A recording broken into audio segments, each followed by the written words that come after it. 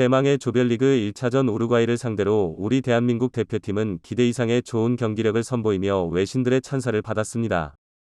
영국 BBC에서는 손흥민을 MVP로 선정하며 마스크를 쓰고 풀타임을 소화하는 손흥민의 부상 투혼을 극찬했지만 일각에서는 한국은 황의조와 손흥민 등 공격진의 결정력이 아쉬웠다는 평도 있었습니다. 특히 황의조 선수는 본인의 전성기였던 2018년 아시안게임에 비해 나이도 많아졌고 위협적인 공격수였던 당시와 달리 현재 폼이 많이 떨어졌다고 설명하며 그동안 대표팀에서도 최종 예선 연골로 심각하게 부진했기 때문에 다시 좋은 모습을 보여줄 수 있을지 미지수라는 평을 남겼습니다. 그리고 손흥민에 대해서는 전문가들도 그의 몸 상태를 잘 알기 때문에 몇 차례 실수가 있었던 것을 이해한다며 손흥민은 에이스로서 고군분투하며 팀을 이끌어주었다고 설명했죠. 다만 역시 마스크 착용이 시야를 가린 덕에 평소 같은 예리한 슈팅이 없었던 것은 다소 아쉽다는 평을 남겼는데요. 이렇듯 일부 전문가들이 언급하는 마스크를 착용한 손흥민의 경기력에 대해 벤투 감독은 자신의 생각을 밝히면서 화제가 되고 있습니다. 마스크를 쓰고 우루과이전 풀타임을 소화한 손흥민 이해 외신들은 손흥민이 많이 회복된 것 같다는 추측을 했지만 안아골절 전문가의 생각은 달랐습니다. 손흥민은 뛰다 보면 아플 것이고 고통을 참고 경기를 뛰는 것 같다고 말하며 헤딩 같은 골절 부위에 직접적으로 충격이 가는 동작을 하지 않아도 뛰기만 해도 충격이 전달됐을 것이고 보통 안아골절은 전집 8주 정도의 진단을 받지만 불과 3주 만에 경기를 뛰는 것은 무리가 있다고 설명했습니다. 하지만 손흥민은 월드컵에 나갈 수 있다면 뭐든 상관없다고 말하며 출전을 위해 모든 걸 감수하겠다는 결연한 각오로 경기에 임했습니다. 때문에 영국 BBC에서는 우루과이전 최우수 선수로 손흥민을 선정하며 그의 뜨거운 열정에 찬사를 보냈던 것이죠. 우루과이전 왼쪽 윙어로 선발 출전한 손흥민은 본인이 할 수 있는 최선을 선보이며 에이스로서 팀을 이끌어주었습니다. 특히 위협적인 중거리 슈팅과 드리블도 보여주었고 평소라면 득점으로 이어졌을 상황이었지만 슈팅 타이밍을 놓치는 등 아무래도 마스크 때문에 시야가 좁은 탓인지 득점에는 실패해 아쉽다는 평가를 받기도 했습니다.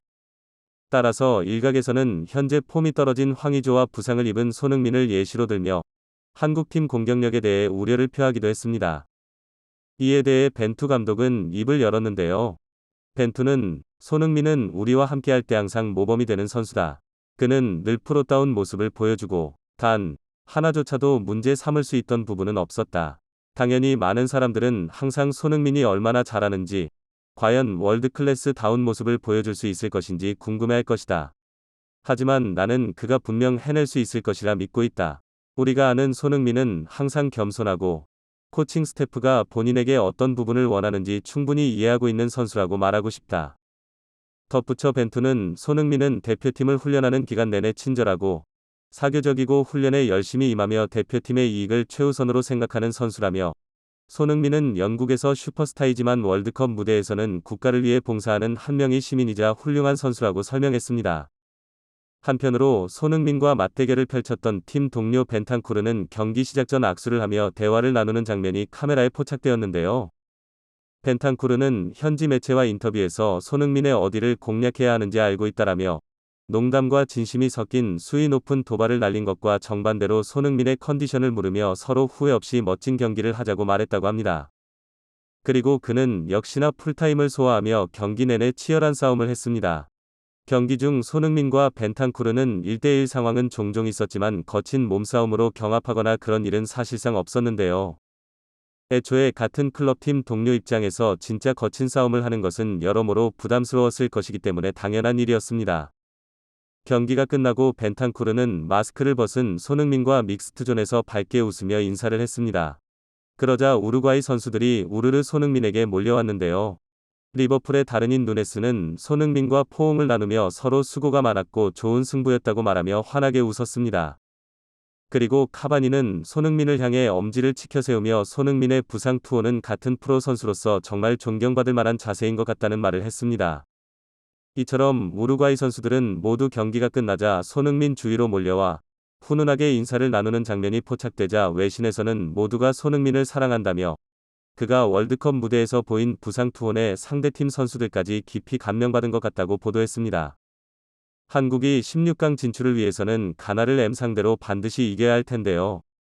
전문가들은 가나 입장에서는 더는 물러설 곳이 없는 만큼 양팀 간 피 튀기는 혈전이 될 가능성이 높으며 양팀 모두에게 쉬운 경기가 되지 않을 것으로 예상하고 있습니다. 그럼에도 전문가들은 한국의 승리를 예측하고 있는데요. 특히 일본의 승리와 한국의 무승부를 정확히 맞췄던 영국 BBC 크리스 서트는 이번 가나전 한국의 승리를 예측하는 등 기분 좋은 소식도 들려왔습니다.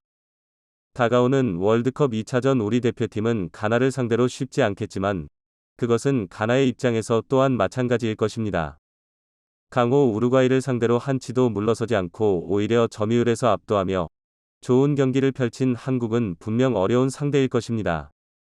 어떤 상황에서든 최선을 다해서 뛰는 자랑스러운 태극 전사들이 있기에 대한민국의 승리를 믿어 의심치 않습니다.